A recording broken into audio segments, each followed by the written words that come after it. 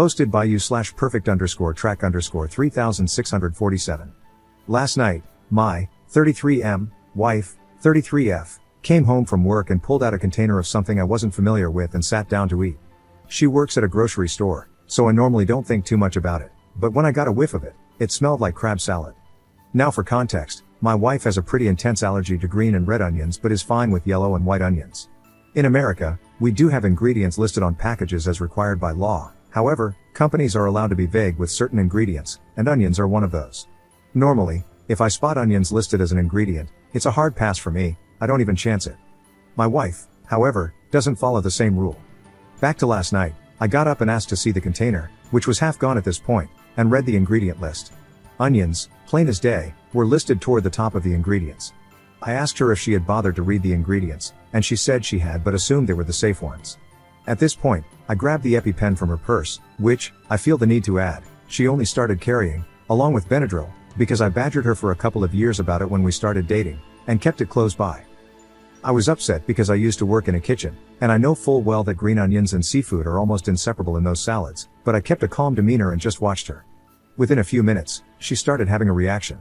At first, I wanted to give her the EpiPen because she had eaten so much, but she refused and said she would just take some Benadryl and lay down on the couch. Eventually, she needed to be given the EpiPen, and I drove her to the ER.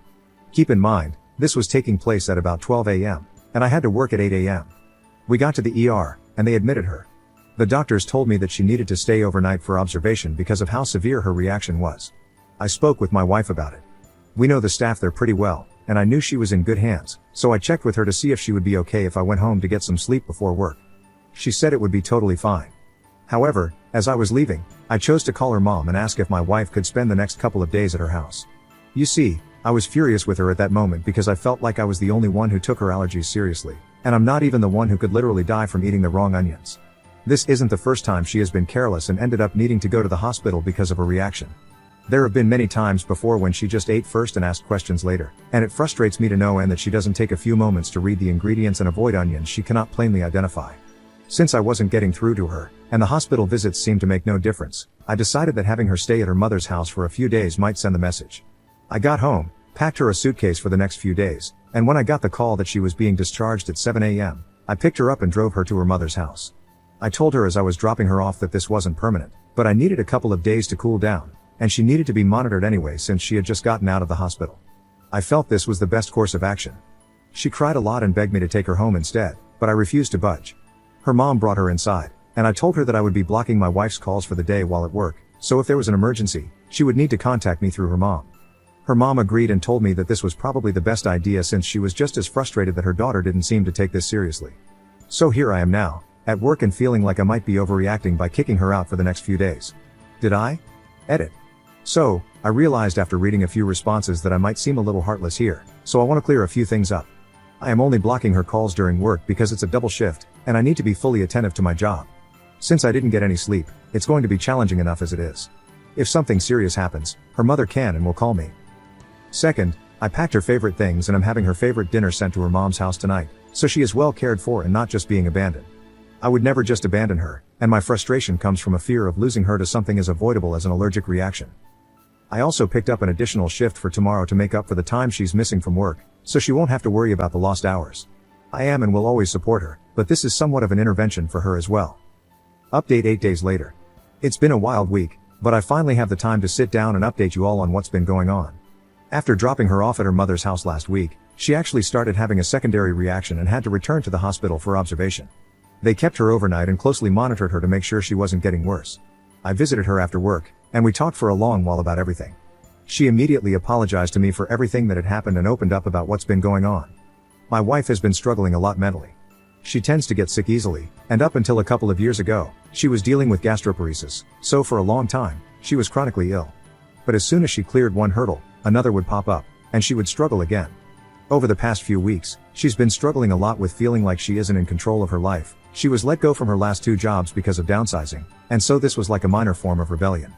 Normally, if she has a reaction, she can take some Benadryl and be okay. She told me she thought this would be the same. I reminded her that the past few times, we had to go to the ER, and she told me she had forgotten about those incidents.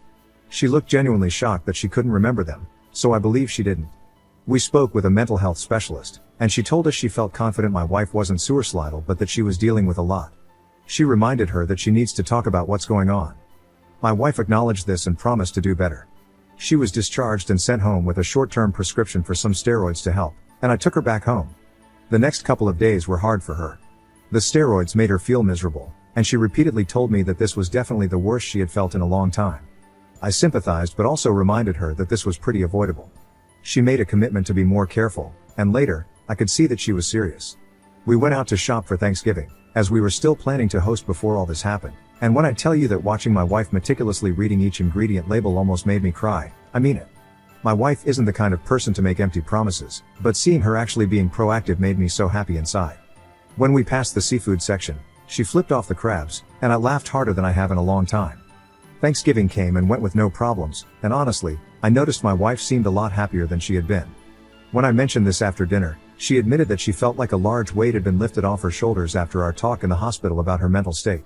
She felt silly for keeping all of her worries inside for so long. I ended up showing her my post, and she was actually receptive to it. She did mention that some of the commenters were a little mean and that the one about me getting a vasectomy was hilariously unhinged, but overall, she was a good sport. So we are doing well overall now. We want to thank everyone who reached out and all the commenters who were genuinely trying to be helpful. You were a source of grounding for me when things were spiraling out of control.